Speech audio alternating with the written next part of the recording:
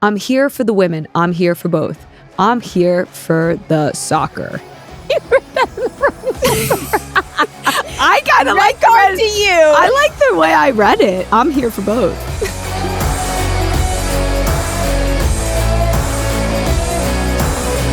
Welcome back to the recap show. What an honor it is to be here with all of you, getting to talk about our very favorite things. Since we love our grounding moments, we should ground ourselves in where we're at, which is the NWSL is heating up. Those playoff spots are getting real tight. Yeah. Real tight. Except for Kansas City, that is. Just keeps winning. Has 20 points on the next team. Anyways, but also the start of the WSL is upon us, which is kind of exciting. What are you looking forward to?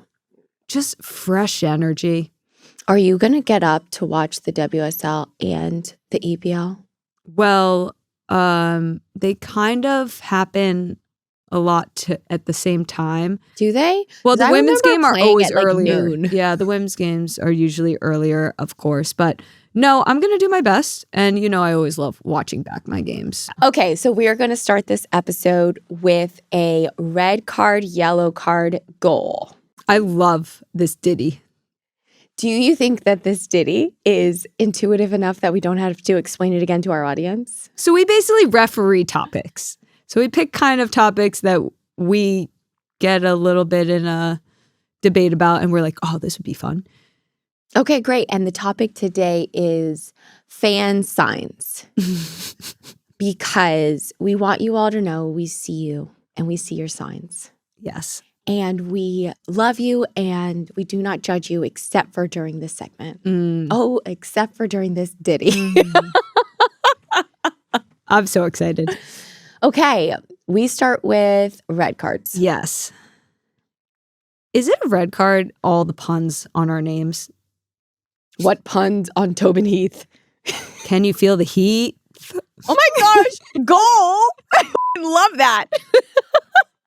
I never seen that. But like, I feel for you with the press, like a name like press and being in sports where they're literally screaming press, but that's like an action. Yeah, press puns aren't it for me, but I didn't mind it when it was like a headline. Wait, give me one. Stanford presses on. That's great. Yeah, no, that's a real headline from like the Stanford Gazette. I believe that. Okay, wait, where were you going to start? I was going to start with sponsored fan signs. Corner kicks by. We will not mention this sponsor. I mean, it's working though. I know, because everyone who's listening knows who it is. Also, I think on average, the NWSL has more corner kicks than any other league. Probably because, never mind. Because of the quality and control of our elite finishers. That's what I was thinking. Yeah. Yellow cards. Ooh, I have a yellow card. Okay. Sometimes I see signs that say, "You're the love of my life for my wife."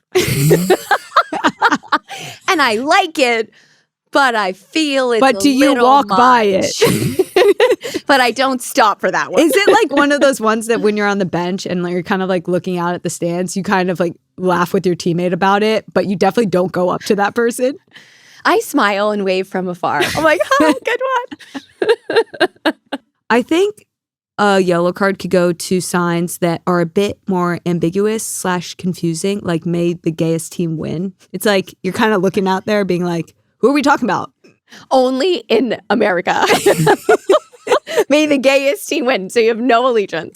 But I guess you can put a sign logo or a team logo on it. That would work. Oh, true. Because you know your team's the gayest. Yeah. But the go gays, go women, go. You give that a yellow card? No, I like it. Oh, goals. But I do think, I love that when you show up for women's sports, you're kind of cheering for the women's sports. But like, where is your allegiance? To women and sports. Okay, goals. Goals for anyone whose sign says, "I have gifts for you, Kristen." Because I love my fan gifts. Yeah. How do you feel What's about just, like- all the collateral? What I is bring it? home? Is it like gifts and there's like a arrow pointed at the person? Would you show up for that? Yeah. Like just out of curiosity? Like Yeah. what are the gifts? Yeah. Oh, okay. Wait, while I was thinking of goal, I came up with another red card. Okay. When they actually put up the cards. Oh, you don't like that? You know why I don't like it? Why? Is because first off, now that, you know, I'm in the crowd, so I get to see the reactions of the people. They're so wrong. Like they'll be holding up a red card or a yellow card, and it's like that wasn't. I'm like, can we get back to the rules of the game? Like that's not a red card or a yellow card. This could be a nice, fun segment, you know, like Judge Christen, but this is like referee Tobin. Anyways, let's get back to the goals because we're all about the goals here. We're all about the goals. Signs, more signs to the signs. Oh, just signs in general. Yeah, except when you're like blocking someone's view. So not cool. You were so scattered. You've gone goal, red card, good goal, love goals, but actually I'm going to still Basically an bash you. NWSL game. Try to keep up. Anyways, to our dear beloved fans of the NWSL, the WSL, of women, of sports, and of corner kicks, we do see your signs, and it does make us very happy. And you do know I try to sign every single 23 jersey I see at every single stadium because I'm encouraging you all to buy my kit. And You're I come relentless. for all of my gifts. Thank you. And I do give my jersey to the first, please give me your jersey sign. So that is my dedication to you. And that's a corner. Presented by The Recap Show. Here on The Recap Show, we feel very blessed to get to have very special conversations with some of the best athletes, change makers in the world. And today is no different. A dear friend and a world-class player.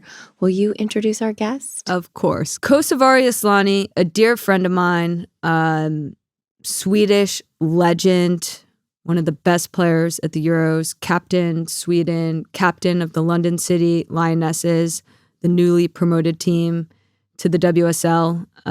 I can't say enough about this player and this person who I love dearly. So let's bring her on from all the way across the pond. What's up, Kos? Tobin. Hi. Hi. How are you? I am good. It's been intense period coming back from the Euros and everything, but otherwise fine. How are you? Good. How's Bob? Oh, Bob. You know, motherhood, it's a vibe. I'll let you know Early all about mornings, it. you said. Yes, early mornings. Okay. I don't rule my world anymore. That's what I know. Yeah. All right. So how do you feel coming back from the Euros? We'll get into the Euros, but did you have a nice little break? Yeah, I mean, we got like 2 weeks. Okay. So much time. Yeah. No, but like the squad got like 2 months off, and like after the season, just like every time before a tournament, you always need to prepare for the tournament. You can't really relax. So, and then after the tournament, such an intense period. First week, it's just breathing or like getting your head back, like screwed on your body somehow. And the second week, it's just like, oh no, it's 6 days until I need to be back. 5 days until I need to be back. So it's like, it goes like this. Yeah.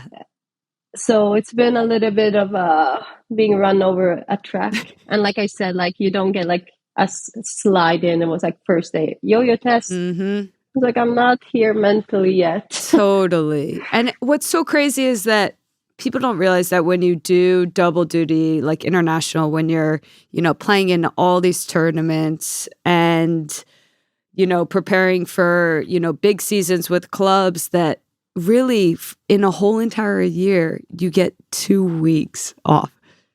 Yeah, I know. I'm sad. Okay. Yeah, but no, but I am like, I complain. Like, I'm not I'm not ready for this. I need to have more time. But at the same time, we don't have the time. Yeah. Like you're going into a season in first season of in WSL for the club. So you understand, like you want to get the team together. We get like so many new players, and you need to help to integrate everyone and be like there. You really need to be there mentally. So Totally. don't have time. So right now I'm like, yeah, Christmas break next for a few days. Can't wait for Christmas. Can't wait for Christmas, kind of. But how are you? I don't. Great. Well, I do want to, as much as I do want to talk about myself. I know, but I feel weird not asking questions back. I hate it. Like, I realize I want to know. I know. Okay. Well, I do want to go back a little bit. To the Euros, you had one heck of a summer. A fantastic Euros individually. You're going to love this. I had Kenza on the recap show, and she was just calling out all the best players at Euros. And she was like, Kos, she was one of the best players at the Euros. And it's just so cool to see you at this point of your career just still at the most elite level. And I think for Sweden going into the Euros, nobody really was talking about Sweden. And I think when you talk about the top performing teams at the Euros, Sweden was on another level of performance. And you obviously played the Euro champs in England in the quarterfinals. You guys were winning 2-0. Sorry that I'm bringing this up, but I know I haven't processed it. It's like I think people need to know this though. You guys as a team were playing so well. You were so strong. You had scored the first goal in that game, 2-0, and then like kind of late in the match, I think it was close to the 80th minute, they scored the first goal. Obviously, you go into penalties. And I mean, you've been a part of these big tournaments for a really long time. Was this particularly hard in your career going out of a tournament like that when you guys were flying? Yeah, that's exactly how I felt, that we were flying, we were playing like a football. It was so much like joy in the way we played, defending, attacking. We were like loving it. And it felt like it was our tournament kind of, It was like, this is our tournament. And then we go in, Germany,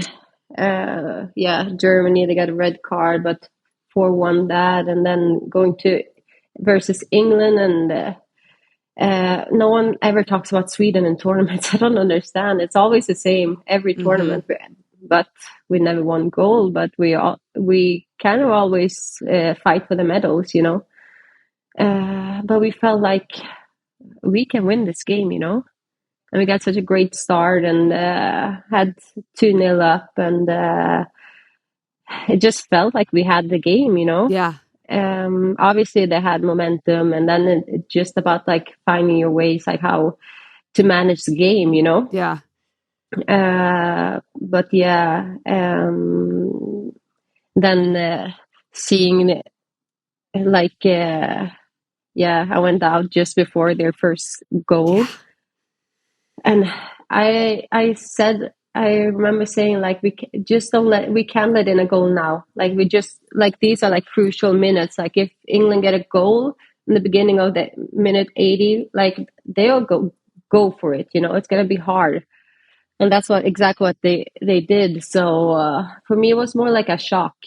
I was like, what happened? Yeah. I kind of knew it was the game we hadn't won it, because even though we had 2-0 up, I was still not sure. I was like, we still need to again to work really hard, like every minute of the game. But I was still like, no, but they can't score 2 goals in 10 minutes. Like, come on, we need to be Sweden. Shoot the ball up, defend. What do you do to keep like 1 goal or 2 goals? I don't care. Put the whole freaking bus on in our box and just prevent crosses, because I think that's like England's strength. They like to cross the ball, prevent the crosses. How do we do that? Don't let the ball into our box. For me, it was not a Swedish thing to do to let in 2 goals in the last minutes, especially when we were normally really good at defending. So, and going to penalties, it's always, yeah, Brutal.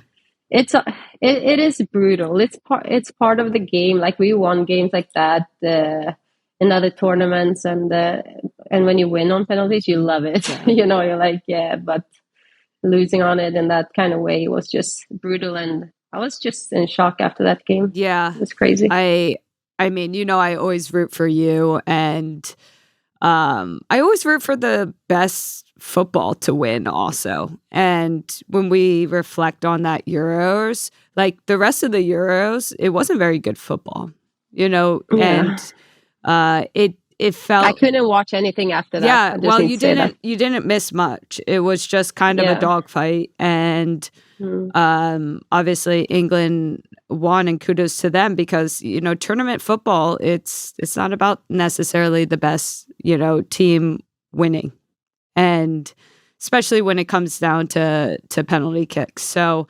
I was devastated. I was personally devastated for you, but I'd love to hear what's next. What are your goals internationally? Are you looking towards the World Cup now?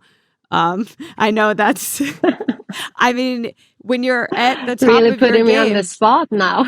I mean, you could say no comment, but everyone's going to be wondering. I think it's kind of funny because before the tournament, I was like, yeah, this will be my last tournament, I was thinking like the World Cup is in 2 years, it's too long until then. So Tony hasn't got, he has the first camp. I think we have Nations League semifinal against Spain in October, I think. And personally, like, I really, everyone always says like, you will feel when it's time, And I always say like, but what am I supposed to feel? What is it? Which feeling? Yes, I am exhausted after the tournament. I'm so exhausted. I'm exhausted to get out of the tournament. And okay, we won medals, but at the same time, I'm like, oh, but I want to stop on top, on top of my game. But then it was funny. Our assistant coach in the national team was like, because I was like, I think I will stop after this tournament, But he was like, because I want to stop on top. And he was like, but don't you want to play when you're on top? Like, isn't it the most fun to play when you're on top? Imagine like you work, you're on top, and then you quit, So I was like, yeah, you're right. But at the same time, I played, how many years is it? Over 18 it's years, incredible. I think. I need to count since 2008. How many years is that? I can't, but it's crazy. And then, the thing, I don't know if I can respond to your question, but one thing that was fun now when you got to this age, when you're like, okay, I made 200 caps, It's amazing. And then it comes like, yeah, but then it comes all of these records, You're like, Asllani breaking record like every single day. I'm like, what is it now? So it was like, oldest player to score in the Euros, oldest player. I was like, that's not a fun record, Yeah. But then one was pretty, that I was like, that's crazy. It was that since I played my first Euros, which was 2009, the year after I did my debut, I've started all the games in those tournaments, every Euro tournament until now. Oh my It's like 18 years later, knock on wood, without being host. That is a cool record. Yeah, I was like, wow, I did not know that. That's sick. Yeah. So I don't know. I'm trying to feel what I want, and but I'm also, what I feel is like, I'm proud of my career and my international career. And if I stop now, I'll be proud and open the door for the next generation, Yeah. Then it's like, what should I do? The semifinals? I don't know. I'll take a decision pretty soon, regarding that. Okay. Well, we'll be following along. Yeah, but it's crazy. But it's like I don't know. What shall I do? No, but Should we what flip I'm a saying is, like, coin right now? Let's just do it. imagine I I'm like, I think quit my we're career. not taught, because it's such a weird career. Like, we're not taught this idea of like when to leave, you know? And yeah, I think it's easy for people to be like, oh yeah, you're going to just feel it. You're just going to know. But, Yeah, and I especially know. in your Know what? position, is like you're flying, you're playing, you're at a great level. There's still much that you can like give to the game. And yeah, I think it's such a cool position. But like you said, like, when is enough enough? And when do you have that peace? And for me, like with having my career cut short, I just think play until it's not fun anymore. And obviously you're at the highest level, and like, you don't have to be, right. You can retire from international, keep playing club, go into different roles. But I think you're like me, where you want to do it all. And then once you're done, you're just done, Yeah. you know? Yeah, I think it's just the way we grew up. It's like kind of like a discipline. Like you're like, okay, I'm going to the national team. I don't feel like maybe going every time. It's not fun, Yeah. but you do it, you know? Yeah. And then when you're there, you're like, this was great. Yeah. I will say And then though, next time you feel like, having Tony as a coach coming up, I don't know. I just think it's he's gonna be boring. I think he's just gonna bring a whole nother level. And I think Of what? to Sweden football, and you know, I think he's gonna keep pushing you all. So I think I'd be excited about it. Yeah, But I think I'll quit. As fast as I heard push, I was like, I'm tired of being pushed, girl. Okay, I okay. reached the age. Okay, so I just want to fly on my own. yeah. All right. So let's No, let's see. turn the I page. think it'll be great. I just need to say, I think it'll be great for Swedish football also, like to get a new start, and for new players coming in. You know, this shift of in generation. You know, I think it's important. Yeah. It is. It's a World Cup in 2 years. You know, and it's in Brazil. Yeah, but So a player like you is a once in generation player. You know, it's not. You're part of the passing of the torch, and you know, you'll know when you're ready. Okay. So let's talk about this next kind of really cool chapter that you're a part of. So basically, you're a part of the Michelle King project. For those that are familiar with the NWSL, obviously we know her from Washington Spirit and how she continues to push the game, obviously with buying your team, the London City Lionesses, and then obviously now owning Lyon. So it's really cool what she's been doing, but I think my favorite part about the project that you're a part of is, for the first time ever, it's an independent women's club that's playing in the first division with, you know, these storied clubs like, you know, the Arsenals, the Manchester Uniteds. And for the first time ever, you're a part of making history. And people don't know, but you know, obviously you were in the championship, which is the second division last year. And in order to be where you are now, you had to get promoted.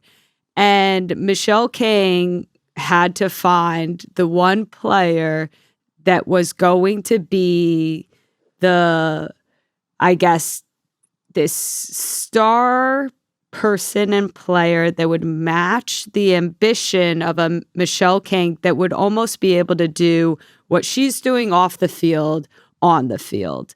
And when I saw that Michelle signed you, Kos, to this project as the first player, I couldn't have been more proud of you being selected and choosing to do this. But also, I couldn't think of a better person and a player to take this club to where it is now.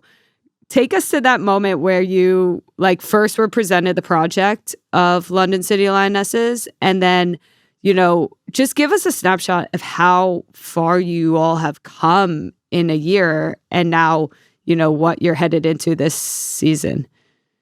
Yeah, it's a long story. Thank you for your words, Tobin. I really appreciate it. It's a long story. We don't have time to go all the way back. But, I always go with my gut feeling. I think I've said it earlier to you as well. It was a different challenge this with the London City Lionesses when I heard about them in the beginning. And it was actually through one of our, I don't know if you're friends with her, Becky Edwards. Of course. No, she worked with Washington and she was like, I need to talk to you, blah, blah, blah, blah. And I was like, I wonder what she wants. Maybe she has some business idea I need to jump on in the US. Yeah, and then they kind of pinpointed that they wanted to get in contact with me, with Michelle and all of that. And I was like, London City, because I had said no to so many opportunities before because it didn't feel right. I felt like I've done everything in my career. What else is it to do? I don't want to jump on something that I don't feel for, or I don't feel that spark, at this time of my career. And something like when I got the first call, I was like, why does this feel? Because I always say, like, well, if you have the patience, the right things will come to you, in the right amount of time. And I was like, I didn't want to go and play in the US again. I didn't want to go to these teams in like Spain, Italy, or even other top leagues. So when this came to me, I just got that feeling, but then it's just a feeling. I was like, why do I get this feeling? It's a second division team, but why not?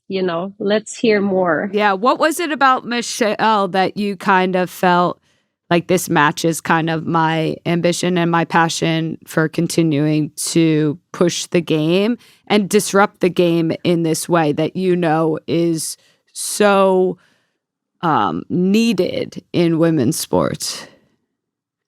No, but I was like, when I first got in, had my first conversation with Michelle in Milan, I was just like, okay, finally someone that understand women's football, or that and is ready to invest and understand that, she says, like, it's not charity. This is straight out business for her. This is like what everyone else is not getting, or what we've been saying all the time as players, And I've always been looking for, like, I want to be in a club where, because all my other clubs, I've always been like, we need this. Can we have this? We need this.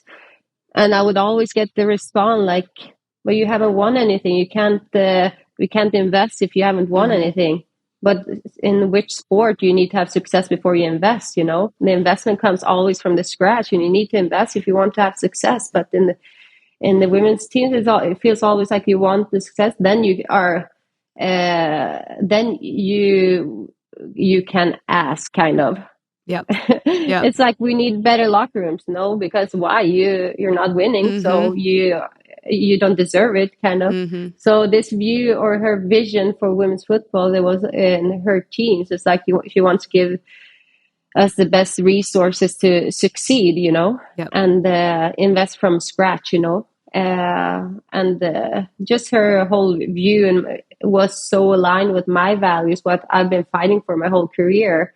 So I was like, finally someone that is understand, and where I don't have to get in almost like an argument. Oh, we need, this. It's someone that understands and is ready to invest. So I think just her, really, like, her ambition, passion, and also that she sees where women's football is heading. So for me, it was like, it's just so aligned with my values and what I want to achieve. The perfect match. But it was scary as hell. Of course. Scary. Yeah.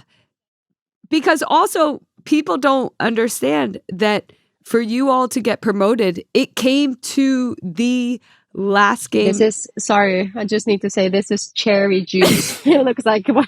It's cherry juice for recovery. Maybe should I put it out in another glass? I love it. But people need to understand that it took a lot of wine to get to the. Just kidding. But it was not easy to get promoted. It basically came down to the last game. So I do think it was destiny for you all to get promoted. But progress, as we know in our careers, takes a long time. But in Michelle King's world, progress doesn't go the same speed as what we're used to.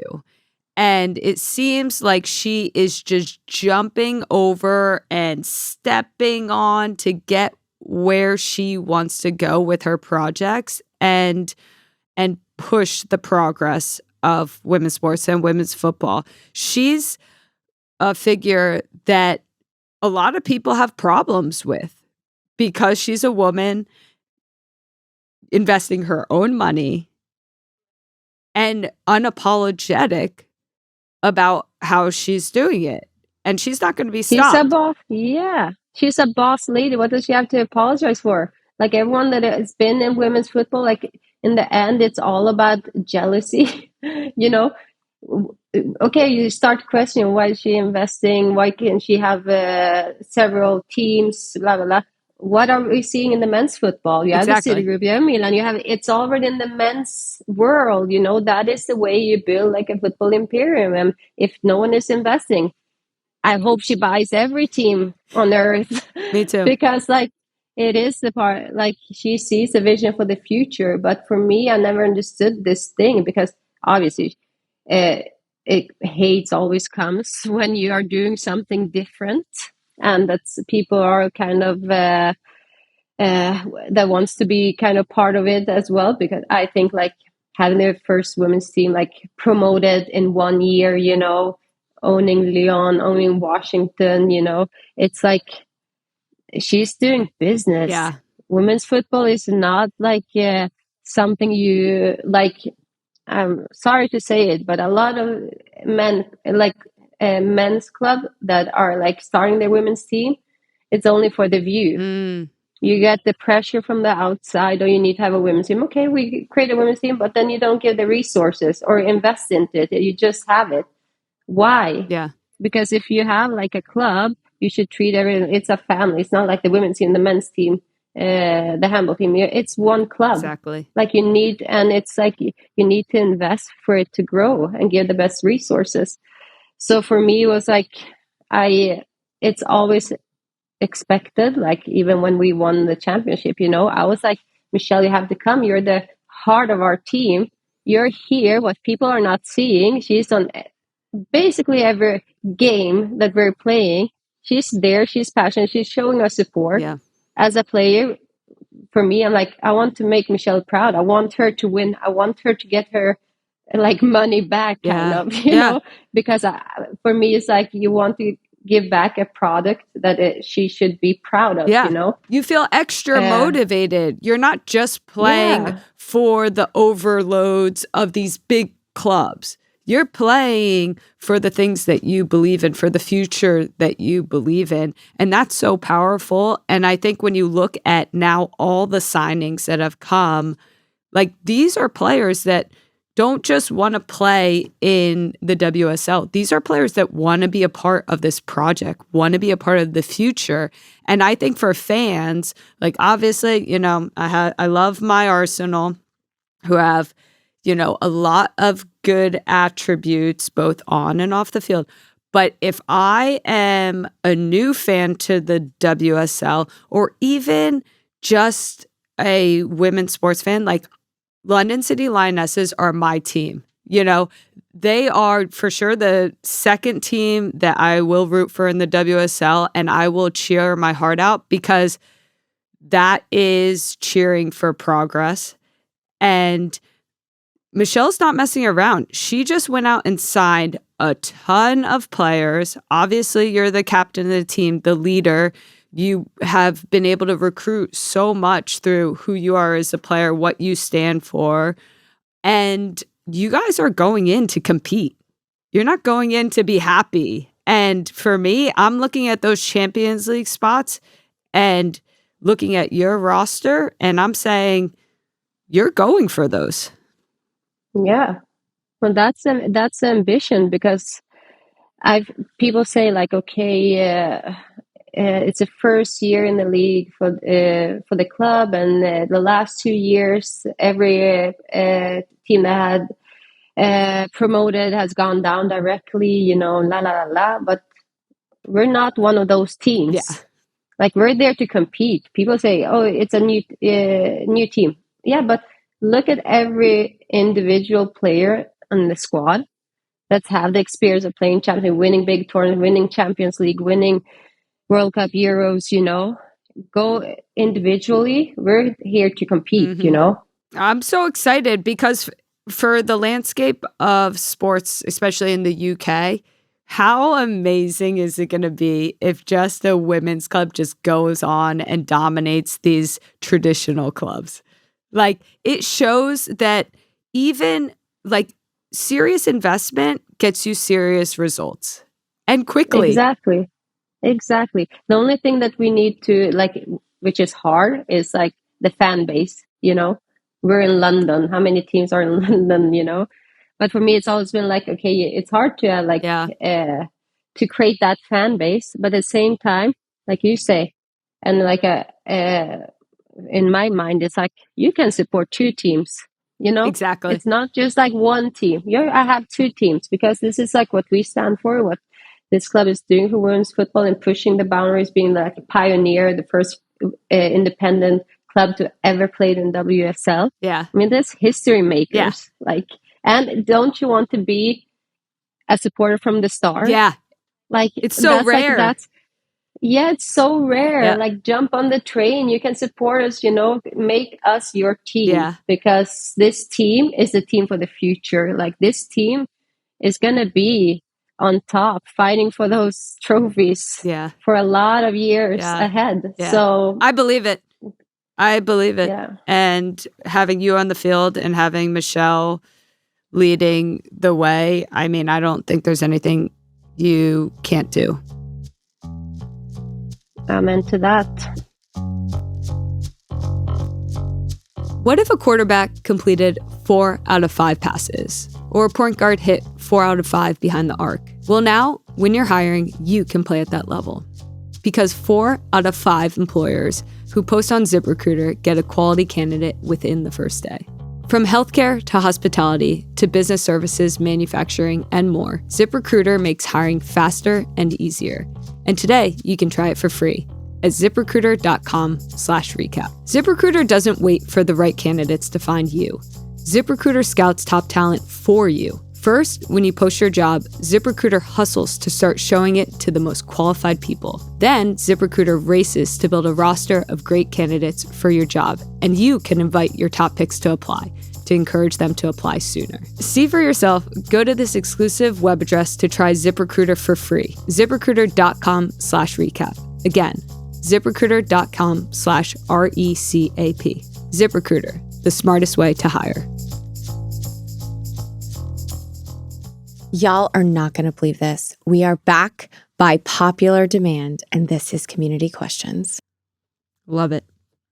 Do you want to start? Sure. For T to SC, Mary from Michigan asks, when you first went abroad, how did you and your family cope with the distance and time zones? With relief.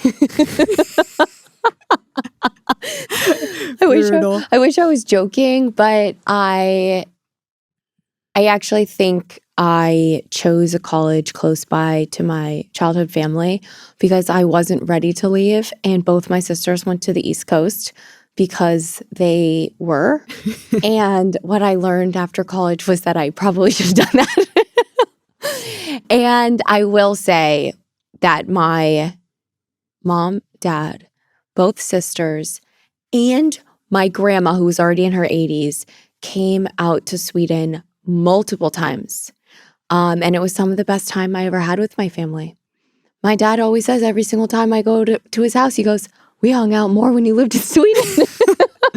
Because fair. we did. Because when someone's visiting you, you get coffee, you walk around. Now I just like go to the house, get my mail. That's so good. It's so true.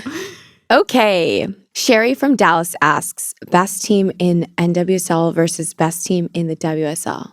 Current? Who wins? Current? Yeah. So Chelsea versus Orlando. Well, we can't go current Orlando because Chelsea would win. I think that others might think that Kansas City is the best team in the NWSL. Well, I was just taking like the best team last year and the best team at the end of the year of WSL. So if we're taking current, so it would be Kansas City versus Chelsea. I don't know. Anything could happen if Chwenga's on the field, and if Chwenga's not on the field, Kansas City loses 8-0. Thank you, Sherry, for asking that question. She really needed to get that out. Okay. Kiva, our dear friend Kiva says, Kiva from Derry asks, in what ways do you feel that coming to the WSL at the time you did as international stars and winners, you contributed to the growth of women's football? It's interesting because I think about the timing very COVID related, honestly, because we both had come back from being abroad. And I think we both thought we were settling back down as like senior players in the NWSL. And then when COVID hit, it just felt safer to be in a smaller country where you didn't have to get on a plane, like just straight up. And then the opportunity to play for a historied club like Manchester United came up. And I mean, I like to say yes to Tobin. I do. It always surprises her. And, I am not the easiest going person you've ever met. I know, you guys are all shocked. So when I have the opportunity to just delight Tobin by saying, yeah, I'll go play with you at Manchester United, like on a whim, without any context, without any idea a single player on their team or who their coach was or why we were going, I was just like, sure. It really was a fun moment for us. Yeah, the stars were aligned on that one.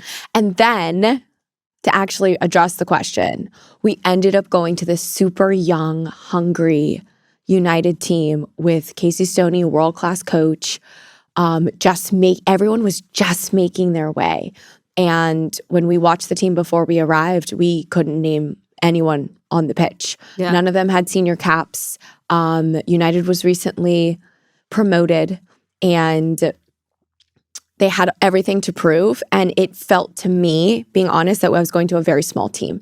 It didn't feel dissimilar for me going to Sweden, where in my mind, no one was going to watch and no one was going to know who my teammates were.